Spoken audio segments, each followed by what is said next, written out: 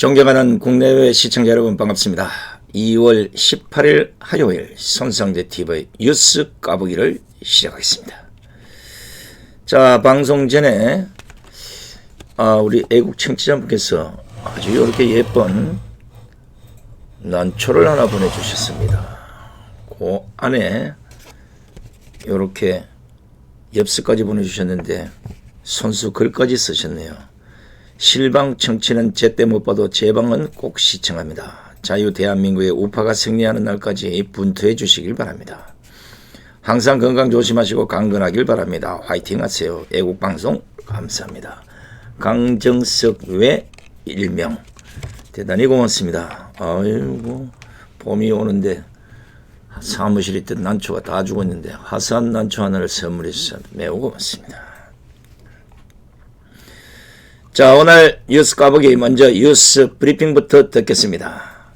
미래통합당 각상도 의원이 18일 국회에서 열린 원내 대책회의에서 청와대 울산시장 선거 개입 의혹 사건과 관련해서 문재인을 공직선거법 위반 등의 혐의로 검찰에 고발하겠다고 밝혔습니다. 제가 밖에 나갔다 오는 바람에 오후에 정확히 고발을 했는지는 모르겠습니다만 아마 계획대로 이행을 할 것으로 보입니다. 각상도 의원은 2016년 총선 당시 당내 경선에 관여한 혐의로 징역 2년을 선고받은 박근혜 대통령의 판결문을 언급하면서 구체적 인식이 없어도 묵시적 승인 내지 지시하에 이루어진 것으로 판단해서 유죄가 선고된 것을 보면 당시 이 사건에 관여한 청와대 직원을 승진시키거나 현재까지 재직시키고 있는 것만 봐도 문재인이 묵시적 승인 지시가 있었던 거로 볼 수밖에 없다. 이렇게 주장을 했습니다. 곽 의원은 이어서 공소장의 피고인만 추가하면 된다고 판단하기 때문에 현직 대통령을 고발하려고 한다. 이런 설명을 했습니다.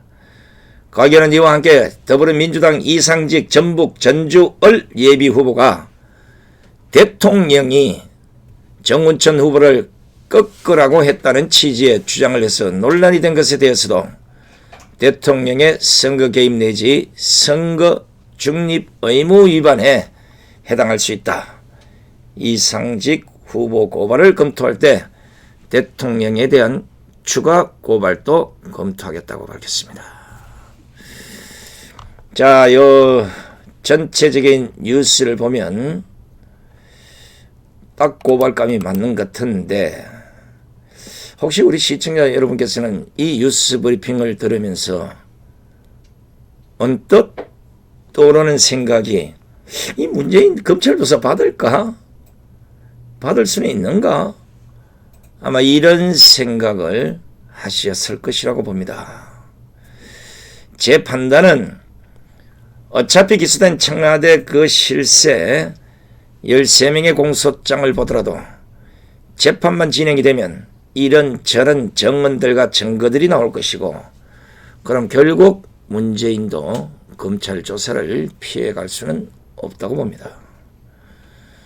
사실 송철호 등의 그 공소장에는 문재인이 직접 관여했다는 부분은 나오지는 않지만 현재까지 드러난 그 정황만으로도 관련 없다고는 못할 거라고 봅니다.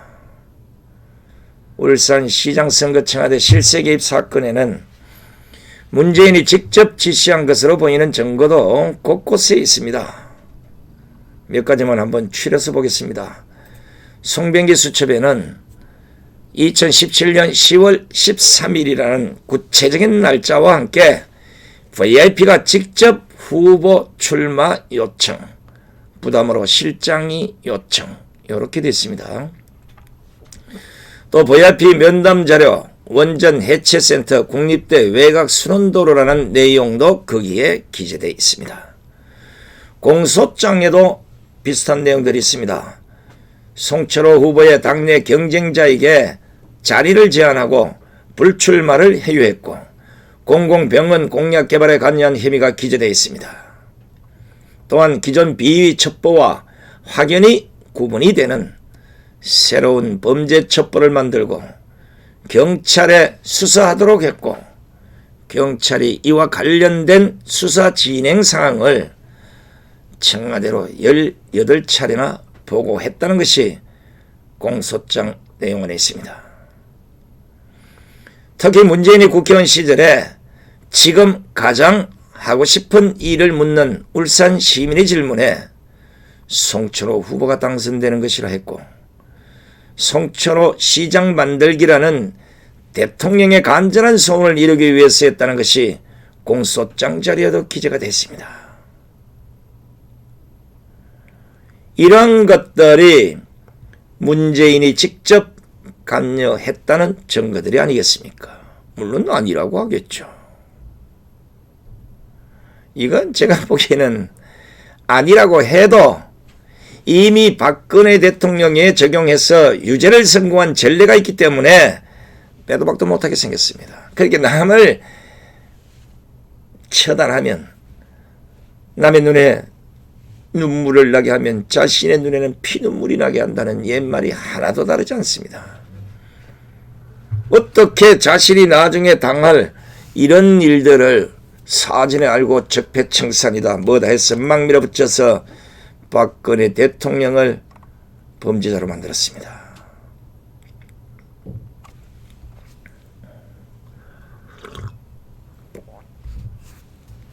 그것 때문에 결국 문재인도 박근혜 대통령의 전례를 본다면 유죄를 받을 가능성이 상당히 높다는 겁니다.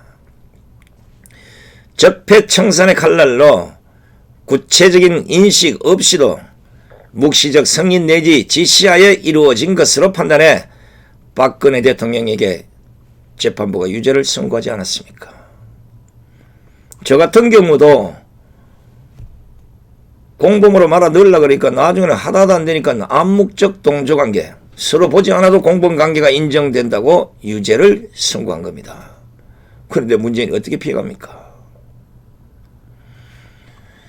제가 여러분들 아마 기억 속에 있을런가 잘 모르겠는데 시간이 지난 그 기억을 아마 더듬기는 어려울 겁니다.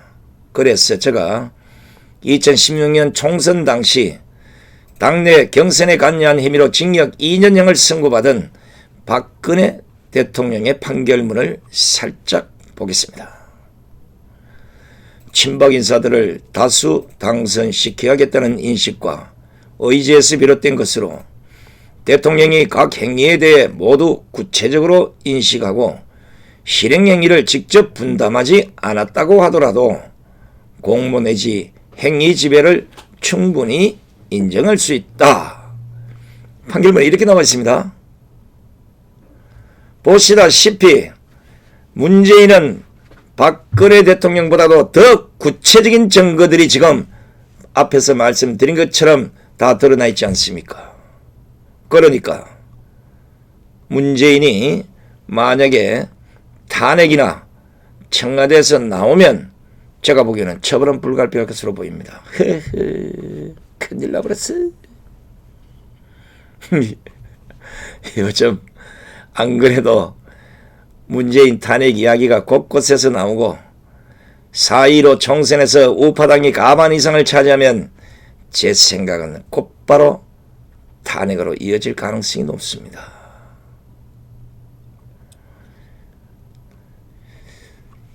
이것 때문에 만약에 이번 선거에서 우파들이 과반 이상 차지했다. 그럼 나 탄핵당하면 나는 그냥 가는 거 아닌가. 이것 때문에 잔머리를 굴리다가 부정선거를 할 가능성이 높다는 겁니다.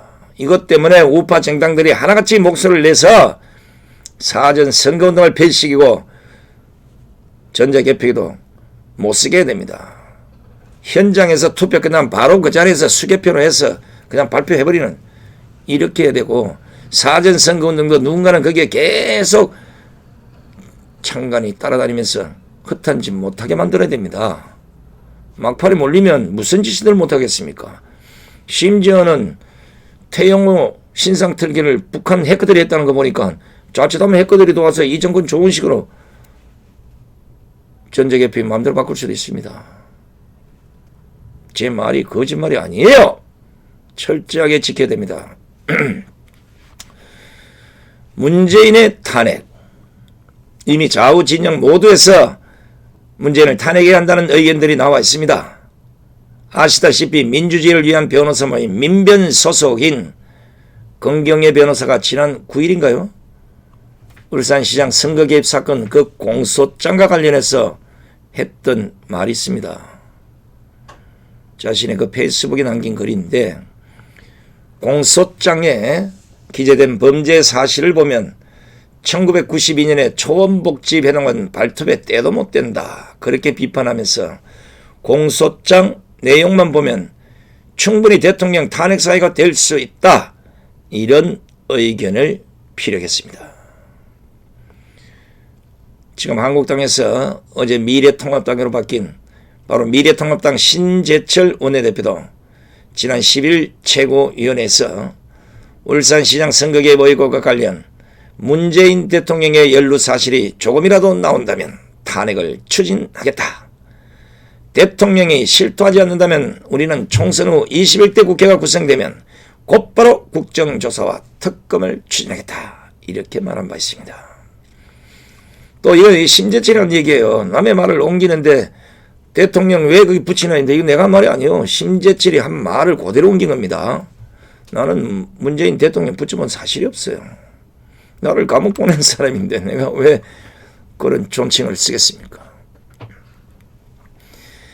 또 지난 10일 국회 정론관에서는 한반도 인권과 통일을 위한 변호사 모임 한변 변호사 475명이 시국선언문을 통해서 문 대통령이 울산시장 선거에 개입한 것이 확인될 경우 이는 탄핵 사유에 해당할 수 있다, 현재 청와대에 해명을 요구한 상태입니다.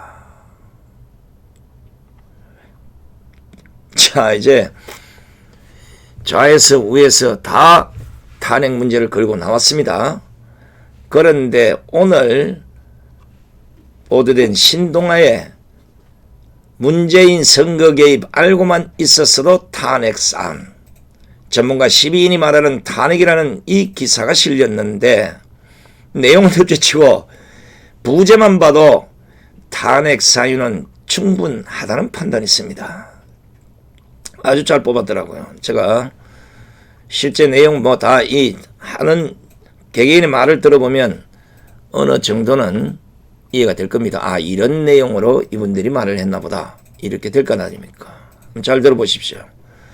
박관영 전 국회의장, 청와대 참모 단독행동 상식상 불가능하다. 허영 경희대 법학전문대학원 석좌교수, 진행 상황을 알았으면 당연히 탄핵 사유. 심평 변호사, 민주당 총선 참패하면 탄핵 소용돌이. 하창우 전 변협회장, 묵인 방조만으로도 공직선거법 위반. 김현 전 변협회장, 탄핵 불은 노태우 바람 비할 바 아니다. 김태훈 한변회장, 검찰 인사 공소 사실 은폐는 직권 남용. 권경의 민변 변호사, 명백한 탄핵 사유, 형사처벌 사안. 장영수 고려대 법학전문대학원 교수, 3.15 부정선거처럼 강권선거했는지가 핵심. 민방기 교수, 향후 재판 과정 대통령에게 영향 끼칠 수도. 이해창 전 국무총리, 공소 내용이 사실이라면 탄핵감. 이름을 밝히지 않는 전 검찰총장, 청와대 업무 범위 넘으면 직권 남용. 어떻습니까? 이건 제 얘기가 아니라 우리나라에서 그래도 내로라는 법조인과 학자들 대부분이 문재인이 지금 한 짓이 탄핵감이라고 하고 있는 것입니다. 또 제가 뭐 탄핵이라면 또 나를 씹어댈 거 아닙니까? 그러니까 제가 정확한 대한민국에서 그래도 이분들의 말을 거역할 수 없는, 또 부정할 수도 없는 그런 전문가들의 얘기를 신동라이라는 걸 제가 뽑아서 말씀을 드린 겁니다. 자, 그러면 대부분의 전문가들이 탄핵감이라고 말을 하고 있는데 이 상황에서 어떻게 해야 되겠습니까? 이것도 대법관 출신인 이해창 전 국무총리가 지난 14일 조선일보 인터뷰에서 한 말이 있는데 딱 제가 하고 싶은 말인데 이 말이 정답일 것입니다. 검찰의 공소 내용이 사실이라는 전제를 한다면 탄핵감이라고 생각한다. 공소장을 보면 해당 의혹의 정점에 대통령이 있는 것으로 추정되는데 검찰이 지금 수사해야 한다. 바로 이겁니다. 검찰이 지금 수사해야 한다. 윤석열 검찰총장이 지금 칼을 쫙 갈고 있을 겁니다. 추미애가 계속 나를 쪼으면 나도 마지막에는 몸통을 불러낼 것이다. 멋있다. 소설 같아, 소설 같아. 야, 이거 무협지도 이러진 않을 겁니다. 문재인은 지난해 6월 13일 각상도 의원이 직권남용 및 강요 혐의로 고소한 바 있고 앞서 2018년 9월에는 도태우 변호사가 형법제 93조 여적죄로 고발을 해둔 상태입니다. 아시다시피 여적죄는 형법으로서 유일하게 사형만을 법정형으로 규정을 하고 있습니다. 큰일 나버렸어요. 4.15 총선에서 우파가 승리하든지 정권이 바뀌면 큰일 났네. 아이고, 어휴, 잠을 제대로 자겠으면 이게 병나면 큰일 났는데. 왜냐하면 분명히 국민의 심판을 받고 법적 심판을 받아서 거기에 상응하는 벌을 받아야 되기 때문입니다. 국민들이 얼마나 고통을 당했고 그동안 이 정권이 국민들에게 한 거 본인들이 더 잘할 거 아닙니까? 솔직히 제 입이 더러워질까봐 말씀드리기 좀 뭐한데 문재인의 재직 중 불법 행위는 한두 가지가 아닙니다. 그래서 큰일 났다는 거예요. 참 박근혜 대통령의 30몇 년을 선고해 놓은 것도 있던데, 야, 지금 이런 거 다, 이런 거 저런 거 다 따지면 한 100년은 갈 것 같은데 큰일 났네. 그래서 제가 자칫하면 살아남고자 이 생각에 무슨 짓이든 할 수 있다. 이게 부정선거로 이어질 수도 있고 아니면 뭔가 나라가 뒤집어지는 뭔가를 또 획득할 수도 있다. 좌파는요, 우리가 생각하는 건 상상 이외입니다. 항상 노심초사 조바심을 갖고 꿰뚫어 보고 있어야 돼요. 안 그러면 큰일 납니다.